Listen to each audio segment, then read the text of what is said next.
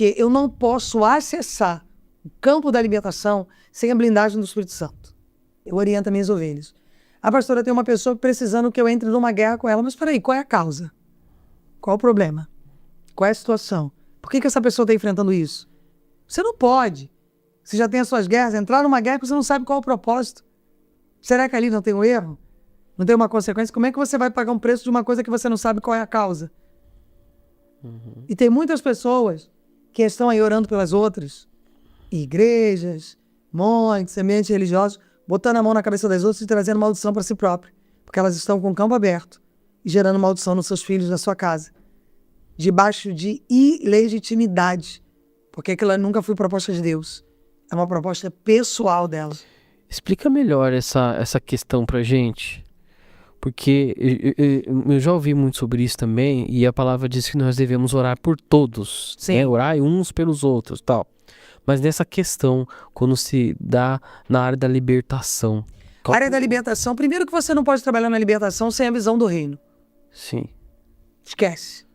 Eu vejo muitas pessoas, eu trabalho com libertação, mas ela mesma está arrebentada. Porque eu não posso acessar o campo da libertação sem a blindagem do Espírito Santo. Eu não posso entrar num campo, exemplo, numa Cracolândia, que no Rio tem muita Cracolândia, se eu não tiver a blindagem do Espírito Santo. Porque toda a frequência daqueles demônios vão voltar comigo para minha casa. Tem muitas pessoas que elas estão orando sem medidas.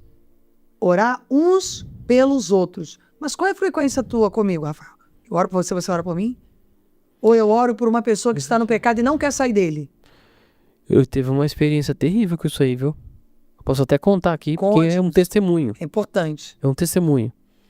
No começo, quando eu comecei a apresentar aqui o Crente Podcast, lá no comecinho, eu tava aprendendo muita coisa e uma pessoa, um senhorzinho me ligou, falou que tava dentro de casa, aprisionado, triste, não conseguia ficar lá da esposa e tava sentindo uma angústia, uma depressão, isso aqui, não tava aguentando mais criar ajuda. E eu não conhecia ele, ele ligou pra gente e tal, ligou pra mim. Aí de tanto ele insistir, ele queria que fizesse uma oração por ele. Fez. Eu peguei, liguei pra ele, por ligação, e fiz uma oração, repreendendo todo o mal, repreendi todo o espírito que tá ali na vida dele, atrapalhando ele, todo de opressão, fiz uma oração lá pra ele. E depois eu peguei e desliguei, amém, desliguei o telefone, e na hora eu tava muito cansado, deitei e dormi. No que eu dormi, na hora que eu fui dormir, eu nunca tinha sentido isso, tá? Nunca passei por isso. Meu Deus. Quando eu desliguei o telefone, eu senti uma unha aqui, ó. Eu dormi dormindo. Eu estava dormindo, eu senti uma unha enfiando aqui dentro, aqui, ó. Deus de poder e autoridade. E essa unha, ela enfiava aqui, ela começava a enfiar nos ossos. Ela queria, quando eu senti que parecia que ela ia entrar na carne, eu peguei e joguei, fiz assim, joguei o ombro assim pra trás, como se jogasse ele pra lá. E aí eu acordei. Isso aí é uma frequência de inveja. Havia um propósito de destruição na vida desse senhor, porque a área dos ossos é a área da inveja. E quando você entrou, botou a mão no mundo espiritual, aquele demônio que estava ali legitimado naquela casa, ele veio te atacar. Então, ele veio jogar a frequência de destruição sobre você. E é real, de verdade. Eu nunca passei por isso. E quando eu orei por ele, realmente esse demônio ele veio pra cima de mim. Então tem pessoas que elas estão saindo orando sem preparo. Porque a primeira coisa do reino é a visão. Se você não tem visão, você não pode orar por pessoas. Senão você vai ficar doente. Mas vamos lá, eu queria que você me explicasse um pouquinho. Existem tipos de oração? Por exemplo, eu vou orar para a pessoa, eu faço uma oração simples. Olha, Senhor, abençoe essa pessoa, cuide dela, atenda o seu pedido de oração, uma oração simples. Certo. Agora, uma oração mais pesada, que você vai entrar numa guerra de verdade, expulsar demônio, já é uma oração diferente? Você tem que estar preparado. Porque quando Jesus expulsava demônios, em poucos nós vimos Jesus orando ali naquele momento. Jesus só dava ordem. Jesus estava entrando com a repreensão. Só pode atuar na repreensão quem tem bagagem espiritual. Vida de jejum, de oração, de renúncia e obediência. Eu não tenho atuação na repreensão se eu não carregar esses fatores. Entendi. Jesus chega na sogra de Pedro, tá todo mundo orando, ninguém resolve nada. Jesus repreende. Jesus dá ordem ao mar. Então quando a palavra diz orar uns pelos outros, oração comum mesmo. Oração comum, um orar pelo outro, um interceder pelo outro, faz parte do processo. Mas você pode sair daqui, Rafael, sem preparo, e ir, por exemplo, numa Cracolândia, orar pelas pessoas se você não está preparado espiritualmente para isso. Não. Você sabe que você ali, você vai voltar com aquilo ali. Então as pessoas têm que ter a visão espiritual do que é a palavra de Deus.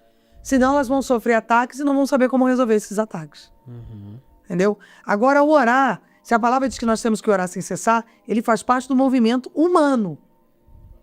É revestimento o tempo todo em oração. Então a gente está gerando cobertura de oração o tempo inteiro em nós. Nosso corpo tem que carregar a frequência da oração quando nós obedecemos esse princípio. Entendeu? Então isso é um estilo de vida. É um estado de convivência.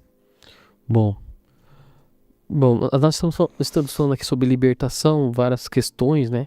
Mas uma pessoa que hoje está passando por alguma situação e que precisa de libertação, ou vê que algo na vida dela não rompe, né? Teve algo muito interessante que você falou da última vez, que foi sobre coisas quebradas dentro de casa. Sim. Que demônios, eles entram dentro de canos entupidos. Canos entupidos Fala vazando. um pouquinho disso pra gente. Então, você vê casa que tem 10 anos que a descarga tá ruim, tem um balde do lado. Você entra naquela casa, tem cheiro de urina. Tem uma casa que a bica barraram um pano, porque fica vazando. Eu não acredito que em 5, 6 anos a pessoa não teve dinheiro para comer uma bica. Casas que a casa tá no tijolo. Eu não acredito que a pessoa, durante 10 anos, ela não teve condição de comprar um mês. A cada um mês, um piso, um reboco, um gesso. Eu não acredito. Elas estão sendo territoriadas por principados e potestades, dominadores, despertencedores da prosperidade.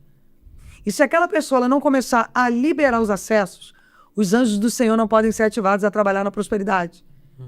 Geladeira suja, comida com bolor, mofada, tudo quebrado, móveis quebrados, tudo pendurado, tudo jogado, roupas rasgadas. Isso é uma outra frequência. A pessoa... Você já viu os acumuladores? Ah, vi muito. Meu Deus, aquilo é uma coisa diabólica. Porque a pessoa, ela tem assim, peças de roupa que ela não usa desde a década de 30. Ela quer guardar. Sapato que ela diz que vai consertar, isso aqui já tem 10 anos guardar, ela nunca vai consertar. Ela só quer guardar. Então, o que acontece? Aquela acumulação preenche o vazio da alma que ela tem. E ali os demônios se apropriam daquele vazio para acumular. Quanto mais acumulado, mais legiões. Porque cada acúmulo tem uma legião. Cada legião tem patentes. Tem um chefe e tem aqueles que lideram debaixo do chefe. E ali são milhares de milhares.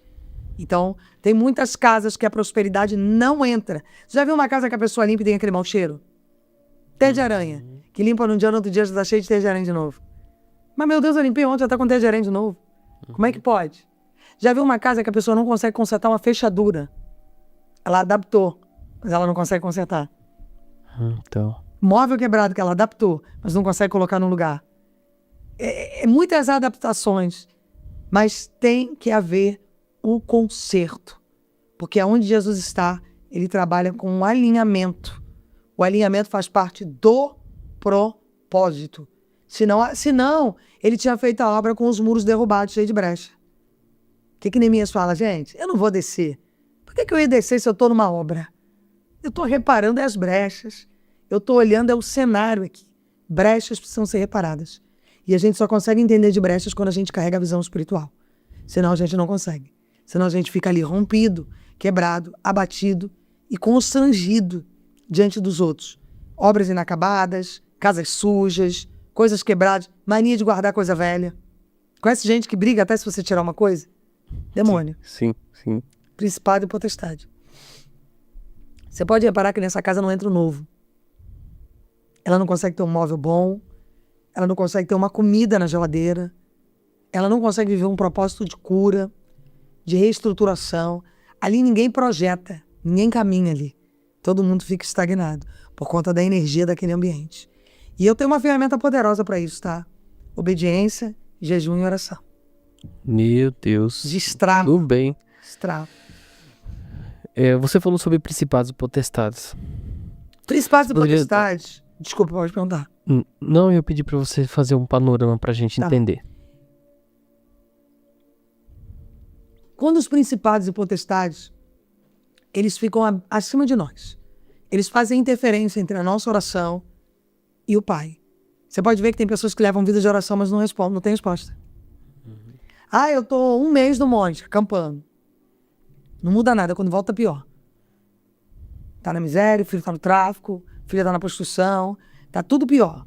Porque não há governo naquela casa.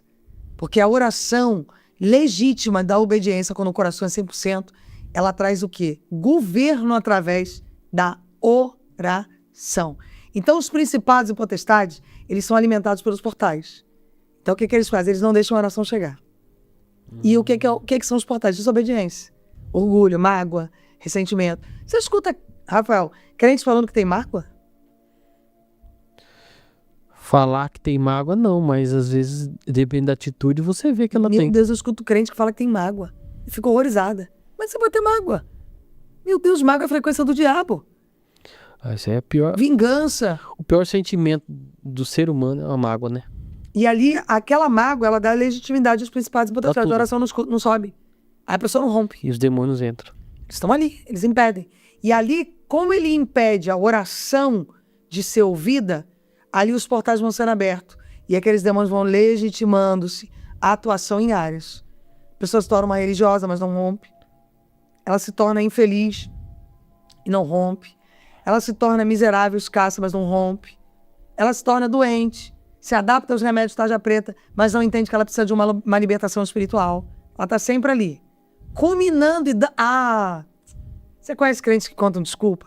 Tudo ele tem uma desculpa por erro. Sim.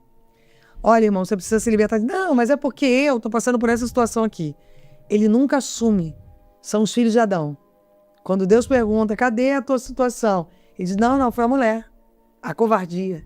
O espírito da covardia é um portal violento. Porque, Rafael, se eu não assumo meu pecado, como é que eu vou ser liberto? Se eu não assumo... Não tem como, né? Como é que eu vou renunciar ao pecado que eu não assumo que tenho ele? Como é que eu vou romper se eu não digo que tem aquilo? Terrível, não? E isso nós temos visto. Tem que reconhecer primeiro, né? Reconhecimento. Reconhecimento, renúncia, humilhação, para que eu possa alcançar o acesso do Pai. É muito forte isso. Uhum. Bom, nós falamos aqui, você citou sobre maldições hereditárias, né? Maldições hereditárias é um assunto muito vasto. Eu, inclusive, escrevi o livro Vencendo Raízes Hereditárias. Por quê? Para quem assistiu o meu testemunho, eu, para trabalhar no espiritual, na área da libertação, eu tive que entender de raízes. E a proposta de Deus foi que eu fosse trabalhada nas minhas próprias raízes. Na minha libertação emocional, na minha libertação intelectual. Então eu tive que ir entendendo de pontos de libertação. E hoje eu oro pessoas, expulso demônios, ajudo pessoas em processo de destravamento, de rompimento, e é através das maldições hereditárias. E você acredita que eu escuto crente dizendo que não existem maldições hereditárias? Isso aí é um assunto muito debatido, muitos não concordam com essa visão. Mas a questão não é o concordar, é o que está na Bíblia. Mas tem na Bíblia e também existe muitos testemunhos, muita experiência, né? Real. Muita. Porque Deus, ele fala sobre iniquidades e transgressões. Que tem coisas que não fazem sentido você... Por exemplo, aqui nós já vimos muitos aqui, já vi um monte de gente contar sobre isso. No caso de uma irmã que veio aqui, ela conta que todos os irmãos morreram aos 30 anos. Olha que coisa terrível. Os irmãos... Homens. Eu não lembro se eram homens ou mulheres, mas eram irmãos. Acho que foram 3, morreram aos 30 anos. E da avó também, os filhos da avó também, que são tios, também morreram aos 30 anos de idade. Se você for fazer um estudo espiritual, como os que eu faço, a gente vai entender que ali naquela família tem oferenda. Alguém ofereceu àquela família a morte. Alguém consagrou. Ou alguém entregou a sua alma e projetou os que viriam à morte na idade de 30 anos. Ou ali alguém fez um trabalho de bruxaria para aquela família, que todo derramamento de sangue é alimentação satânica. Então aquele demônio vem com os 30 anos buscar aquele sangue e levar aquela alma. Então se a pessoa não entender do mundo espiritual, vamos parar e analisar. Se não é maldição hereditária, é o que isso? Então, pra não falar que eu fico só falando testemunho dos outros, eu vou falar do meu. Por exemplo, da família do meu pai, nenhum casamento deu certo. Por quê? Porque ali é uma oferenda em divórcio. Destruição emocional. Nenhum, ó, todos os irmãos, nenhum casamento deu certo. E grande parte dos primos também tiveram problemas no casamento. Porque não foi renunciado. Não teve nada. Não houve renúncia, não houve despertencimento do conseguiram. pecado e o altar não foi quebrado. Então o que acontece? Enquanto não for quebrado, os demônios vão atingindo gerações. Quando nasce alguém na família, eles já se alojam no umbigo. Tá, vamos lá. Vamos à Esse questão. assunto do umbigo é... Esse assunto do umbigo... É deu o que polêmico, falar, né? Você falou desse umbigo, eu quero que você me explique essa Gente, questão do umbigo. primeiro, que a libertação são experiências exclusivas. Cada pastor, ele tem uma experiência com a área da libertação. Aí eu vi gente dizer isso é sobre chakra, gente dizer que não sei o que, não, manda, gente, isso é experiência de convivência. Certo. É só a gente fazer um raciocínio lógico, vamos ser lógicos. Se somos alimentados através do cordão umbilical, então eu trago a essência da minha mãe, que trouxe a essência da mãe dela, que trouxe a essência da mãe dela. Então ali existem raízes. E quando eu que oro pessoas, ponho a mão na cabeça, expulso o demônio, quando eu falo sobre maldições, aí você pergunta o diabo, aonde que está a maldição? No umbigo. Aí você põe a mão naquela área, ora, e a pessoa diz assim, acabou. Eu não sinto mais peso, eu não sinto mais dor, a minha alma está leve, estou me sentindo livre, estou me sentindo bem. Ali ela começa a romper. Então isso é convivência. E outra, não é antibíblico não, porque a palavra diz que o corpo é templo. Qualquer parte do meu corpo eu posso orar. Aliás, é orientado pelo reino de Deus. O nosso corpo é templo. Se eu quiser orar o dedão aqui agora, eu oro. Se eu orar o cabelo, eu oro. Faz parte. Eu tenho que consagrar o meu corpo. Eu tenho que me pertencer na graça. Agora, irmão, se é o ouvido, se é o umbigo, é só mais uma parte do corpo.